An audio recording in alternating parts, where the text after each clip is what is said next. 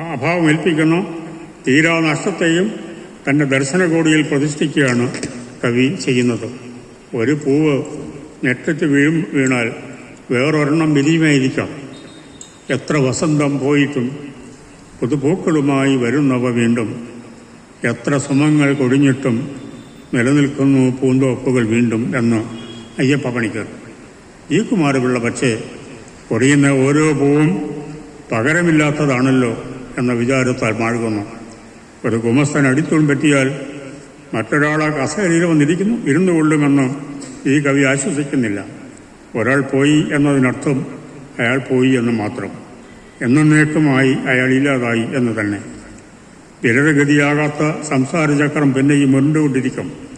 ഒന്നും സംഭവിച്ചിട്ടില്ലാത്തതുപോലെ പിന്നെയും സൂര്യൻ ഉദിക്കും, പൂക്കൾ വിരിയും എന്നത് ഈ കവിക്ക് ആശ്വാസമല്ല. ഞാനില്ലെങ്കിലും ലോകമുണ്ടെന്ന് നിങ്ങളല്ലേ പറയുന്നത്. ഞാനില്ലെങ്കിൽ ആ പ്രസ്താവനയുടെ ചുവട്ടിൽ ഞാനെങ്ങനെ ഒപ്പുവയ്ക്കും എന്ന CJ തോമസിൻ്റെ യുക്തിയാണ് ഈ കുമാരപിള്ളയ്ക്ക് പഥ്യം. ആത്മാവിന് അയൽക്കാരൻ എന്നാണ് ഈ കുമാരപിള്ള CJയെ വിശേഷിപ്പിച്ചിട്ടുള്ളത്. ഞാൻ ആ കവിത ഉദ്ധരിക്കുന്നില്ല. നമുക്ക് ജോസഫിൻ്റെ മരണത്തിലേക്ക് മടങ്ങി വരാം. ഏതോ നിഗൂഢമാം ശൂന്യതയിൽ നിന്ന് ഓരോ മുഖഛായ പേറിയും മാറിയും ആവിർഭവിക്കുന്ന ജീവൽ സ്വരൂപങ്ങൾ ആകസ്മികങ്ങളായി, അന്യാദൃശ്യങ്ങളായി, അത്യന്ത ഭിന്നമായി, അന്യമായി, ഏകമായി, അദ്വിതീയ സ്വത്വ ചൈതന്യദീപ്തമായി, ഒന്നിനൊന്നല്ലാതെ വേറൊന്ന് കാണാത്ത തന്മതൻ ദിവ്യാവതാരമാണൊക്കെയും. ജോസിയിൽ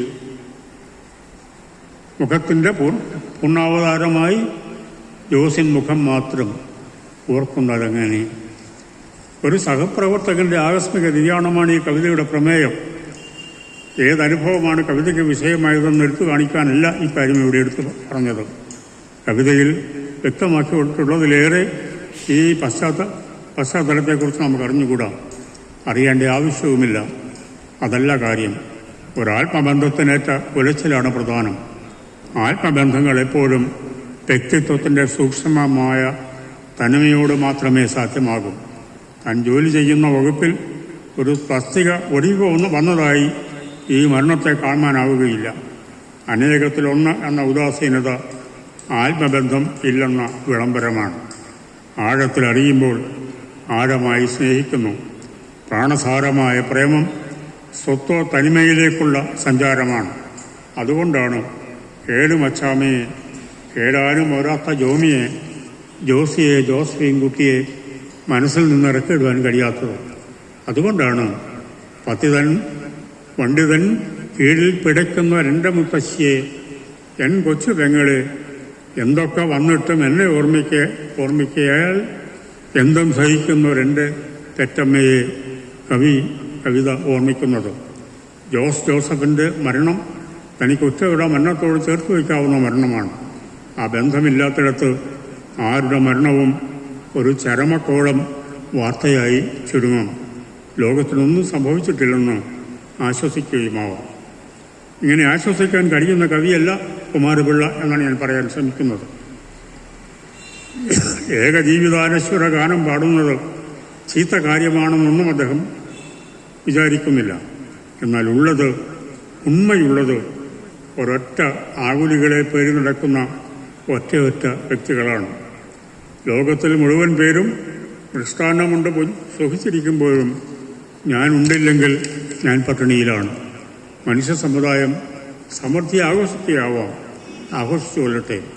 പൂരവേദം കൊടുത്ത് ജനസഞ്ചയം അതിൽ മുഴുകി സ്വയം വിസ്മരിച്ചു കൊള്ളട്ടെ.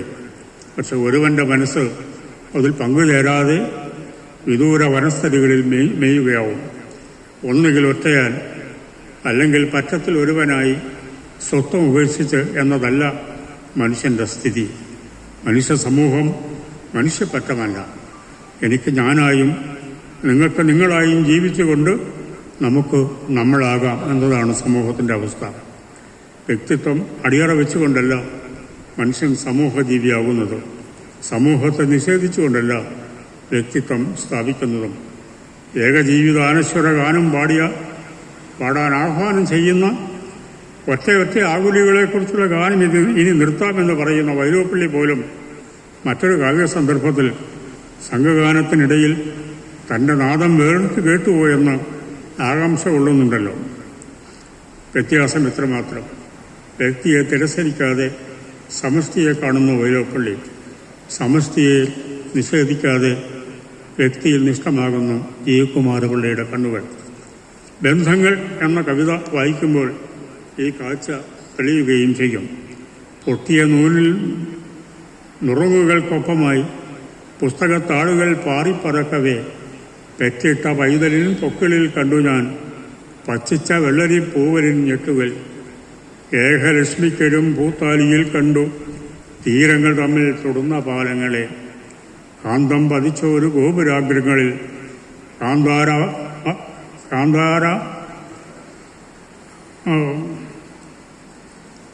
അരവിന്ദാദ്ര യോജനാഗ്രങ്ങളിൽ കാണാതെ കണ്ടു ഞാൻ അന്യോന്യബദ്ധമാം ഗോളായുധങ്ങൾ തന്നെ ആകർഷണങ്ങളെ. പൊക്കിളും ഞെട്ടിലും താലിയും പാലവും നക്ഷത്രകോടി തന്നെ ആകർഷണങ്ങളും ആകവേ കണ്ടു ഞാൻ അത്യന്ത ഗൂഢമാം ലോകശില്പത്തിൻ്റെ സന്ധിബന്ധങ്ങളെ. അവിടെ ഓരോന്നായി നിൽക്കുമ്പോഴും കൂട്ടായ ഒരുണ്മ സാധ്യമാകുന്നു. ഇവിടെ വ്യഷ്ടിയും സമഷ്ടിയും വിരുദ്ധതകളല്ല, വിശുദ്ധമായ രഞ്ജനത്തിൻ്റെ ഹൃദ്യമായ സംഗീതമാണ് ഒഴുകി പരക്കുന്നത്. എന്നാൽ ബന്ധങ്ങൾ ബന്ധനമാകാൻ എളുപ്പമാണ്. അപ്പോഴാണ് വ്യക്തിവാദവും സമൂഹവാദവും ശത്രുക്കളെ പോലെ പെരുമാറുന്നത്. സ്വത്വ സാക്ഷാത്കാരത്തിലേക്ക് പദം വയ്ക്കുന്ന വ്യക്തിയെ തുണയ്ക്കാനാണ് സമൂഹം. സമൂഹത്തിൽ ചേർന്ന് നിന്നുകൊണ്ടാണ് ഓരോരുത്തരും അവനവനാകുന്നത്. എന്നാൽ ഇവ പരസ്പര വിരുദ്ധങ്ങളാകുന്ന സന്ദർഭങ്ങളുണ്ട്, ഉണ്ടായിക്കൊണ്ടേയിരിക്കുന്നു. അപ്പോഴാണ് അറിയും ജനനീതി സീമയെ തിറമായി കാക്കും അപൂർണ രാഗികൾ നിറയും രതി ലോകസംഗ്രഹം കുറിയാട്ട സഖി പൂസലാർന്നിട എന്ന് ആശാൻ എഴുതുന്നത്.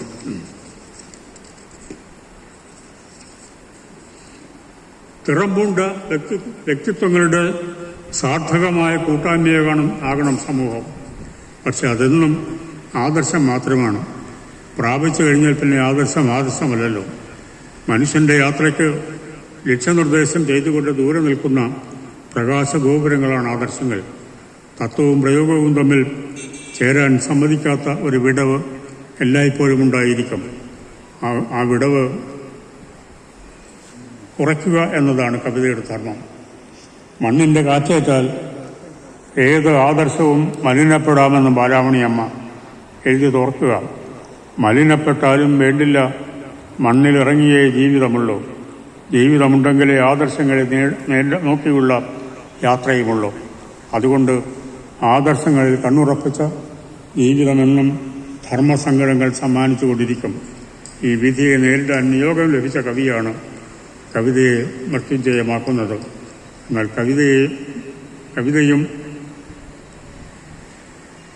മൃത്യുഞ്ജയ മന്ത്രം ഉരുവിട്ടുകൊണ്ടിരിക്കണം, അല്ലെങ്കിൽ മൃത്യുവിനിരയാകും. ജി കുമാരപിള്ളയുടെ കവിത ജാഗരം കൊള്ളുന്നത് ഇവിടെയാണ്. അതിൻ്റെ സാർത്ഥകതയും അതാണ്.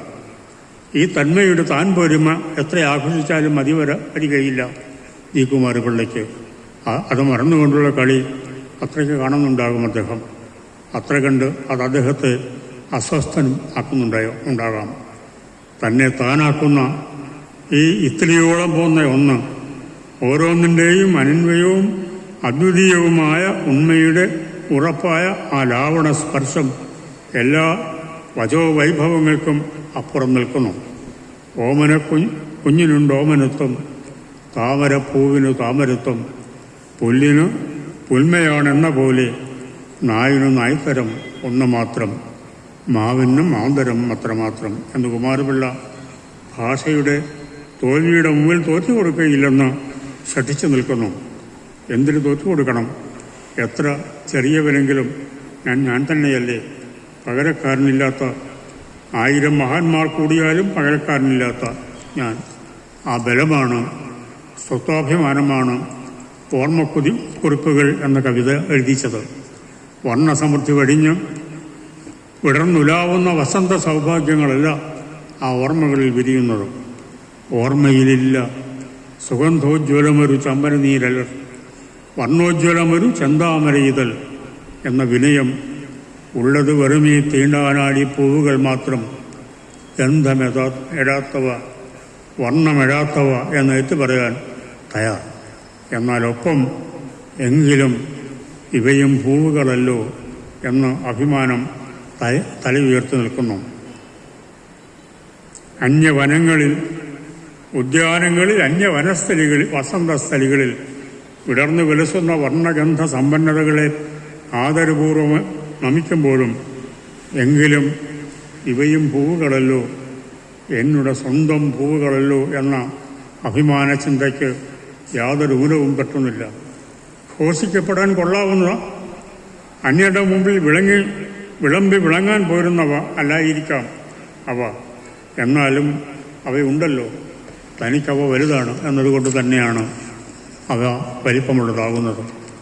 ഭാരതത്തിൻ്റെ സ്വാതന്ത്ര്യലബ്ധിയുടെ രജത യുബിലിയും ഓണവും ഒരുമിച്ച് വന്ന നാളിലാണ് ഓർമ്മക്കുറിപ്പുകളുടെ പിറവി. ആഘോഷങ്ങളുടെ ആരവമാണ് എവിടെയും. സമത്വത്തിൻ്റെയും സത്യത്തിൻ്റെയും സമൃദ്ധിയുടെയും തമ്പുരാനെ സ്വീകരിക്കാനുള്ള ഉത്സാഹത്തിലെ തിമിർപ്പാണ് ചുറ്റുപാടും.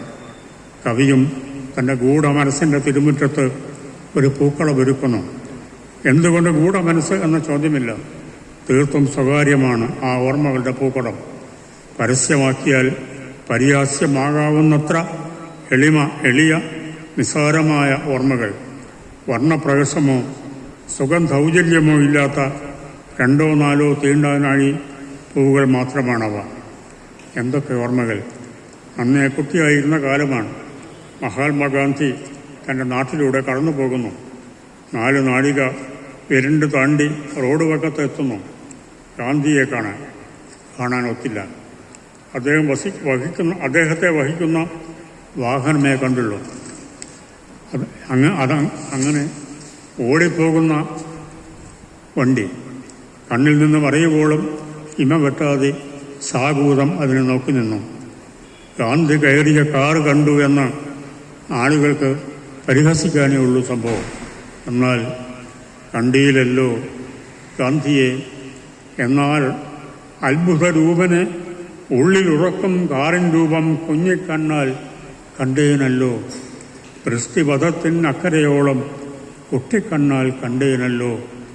കാണുവതിനായി ഉണ്ണിക്കാലാൽ നാഴിക 4 നടന്നേനല്ലോ എന്ന വരികളിൽ തുടിക്കുന്ന അഭിമാനം, കൃതാർത്ഥത സബർമതിയിലെ സ്ഥിരം അന്തേവാസികളുടേതിനേക്കാൾ ചെറുതോ? നിങ്ങൾക്ക് അത് ചെറുതായിരിക്കാം, പക്ഷെ അനുഭവിച്ചവന് അത് ചെറുതല്ല. വലിപ്പം അളക്കേണ്ടത് അന്യൻ്റെ മതിപ്പ് വെച്ചല്ല, അവനവൻ്റെ മനോഭാവം വെച്ചുകൊണ്ടാണ്. അവനവനെന്നും ഏകവചനമാണ്, താരതമ്യമില്ലാത്ത ഏകവചനം. മറ്റൊരോർമ്മ, കാരാഗ്രഹത്തിൽ നിന്ന് മോചനം ലഭിച്ച അബ്ദുറഹ്മാനെ സ്വാഗതം ചെയ്യാൻ നടത്തിയ പന്തംകൊളുത്തി ജാഥയിൽ താനുമുണ്ടായിരുന്നു. സ്വാതന്ത്ര്യ സമര പോരാളിക്ക് അബ്ദുൾ റഹ്മാൻ സാഹിബ് അന്ന് ആവേശമായിരുന്നു. ലഹരിയോളമെത്തുന്ന ആവേശം.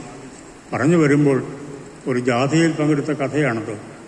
പറഞ്ഞു നടന്നാൽ പരിഹാസം കേൾക്കാം, അത്രയേ ഉള്ളൂ.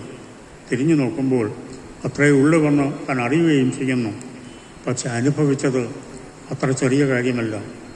ആവേശത്തിൻ തിരകളിൽ അന്നാൾ ആകാശത്തെ മുകർന്നേനല്ലോ എന്ന് കവി ഓർക്കുന്നു. ഇനിയുമുണ്ട് ഇത്തരം ചെറിയ വലിയ ഓർമ്മകൾ. സ്വാതന്ത്ര്യ പുലരി ആഘോഷിക്കാൻ തേക്കിൻകാട് മൈതാനത്ത് ഒത്തുകൂടിയവരിൽ താനുമുണ്ടായിരുന്നു എന്നത് തനിക്ക് മാത്രം ഓർക്കാനുള്ളത്. അങ്ങനെ ഓർമ്മകൾ. ചരിത്രത്തിൽ അവയുടെ പരാമർശങ്ങളില്ല.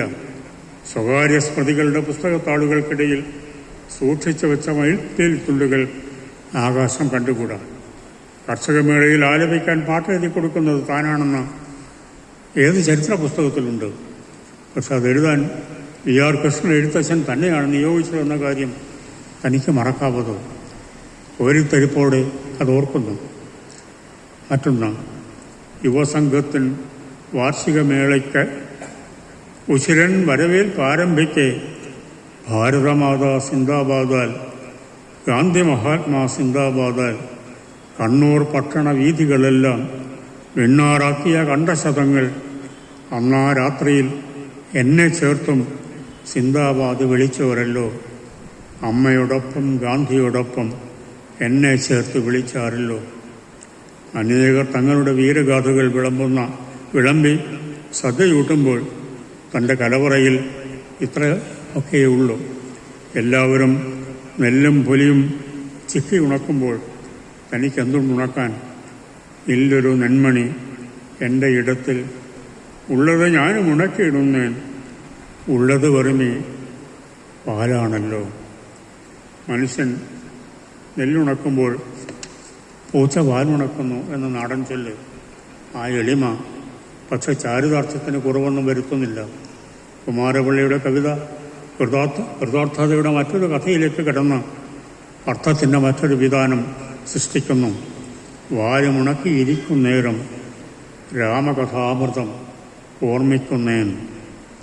എന്തൊരാർജവത്തോടെയാണ് ഒരു ഇതിഹാസ സന്ദർഭത്തിൻ്റെ ഗൗരവമാകെ ഉണർത്തി ശരിയൊരു കർമ്മത്തിലെ വലിയ ചാരിതാർത്ഥ്യങ്ങളിലേക്ക് മനസ്സിനെ കൂട്ടിക്കൊണ്ടുപോകാൻ കവിക്ക് കഴിയുന്നത്. ദക്ഷിണ സാഗരത്തിൽ ചിറകെട്ടി ആശരപുരിയിലേക്ക് വഴിയൊരുക്കാൻ കവികുലം ഉത്സാഹിക്കുന്ന ചിത്രം മനസ്സിൽ തെളിയുന്നില്ലേ?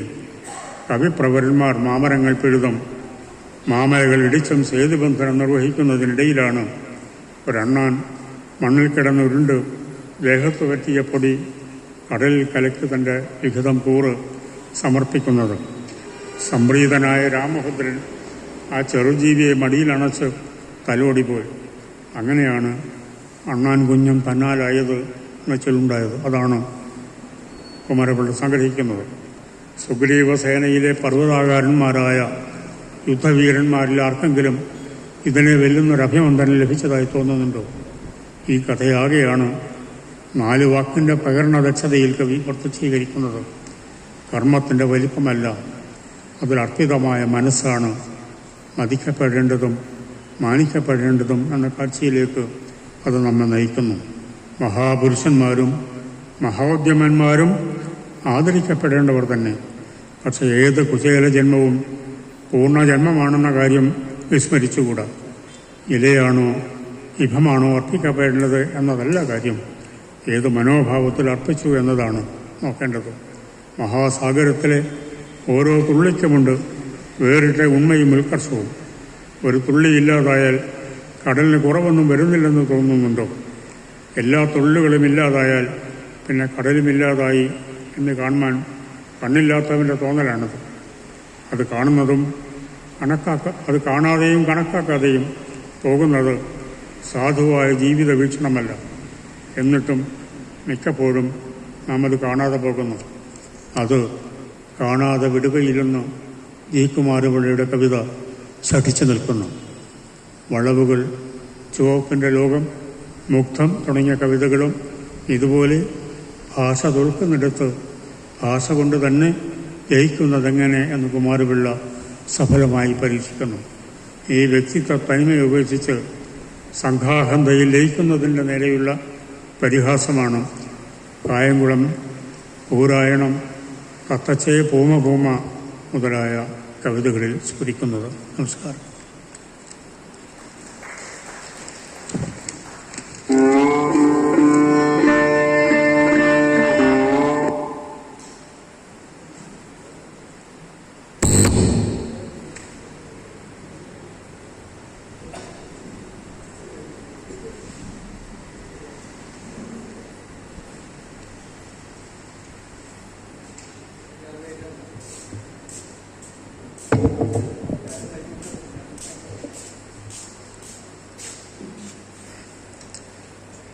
തോമസ് മാത്യു മാഷ് കാർ നിർത്തി ഇങ്ങോട്ട് വന്നപ്പോൾ നടക്കാൻ വയ്യ എന്ന് പറഞ്ഞു. അദ്ദേഹം 1 മണിക്കൂറിലേറെ നിന്ന് പ്രബന്ധം അവതരിപ്പിക്കുകയായിരുന്നു. അതും മുഴുവൻ വായിച്ച് അവതരിപ്പിക്കാൻ അദ്ദേഹത്തിന് കഴിഞ്ഞില്ല. ഭാഷയിൽ നിന്ന് കവിതയിലേക്കല്ല, കവിതയിൽ നിന്ന് ഭാഷയിലേക്കുള്ള ഒരു സഞ്ചാരമാണ് അദ്ദേഹം നടത്തിയത്. കുമാരപിള്ള കവിതയിലേക്കുള്ള സഞ്ചാരം അതെങ്ങനെ ഭാഷയുടെ മൃത്യുഞ്ജയം ആകുന്നു എന്നതുപോലെ തന്നെ കുമാരപിള്ളയുടെ മിക്കവാറും പ്രധാനപ്പെട്ട എല്ലാ കവിതകളിലൂടെയും സഞ്ചരിച്ച് മനുഷ്യൻ്റെ മൃത്യുഞ്ജയവും ആയിത്തീരുന്നത് എങ്ങനെ എന്ന ഒരു പ്രമേയമാണ് അദ്ദേഹം ഇവിടെ അവതരിപ്പിച്ചത്. അദ്ദേഹത്തിന് CJ സ്മാരക പ്രസംഗ സമിതിയുടെ നന്ദി. അടുത്ത പ്രഭാഷണം പ്രൊഫസർ EV രാമകൃഷ്ണൻ മാഷുടേതാണ്. അദ്ദേഹം നമ്മുടെ നാട്ടിൽ ആദ്യമായിട്ടാണ് വരുന്നത്.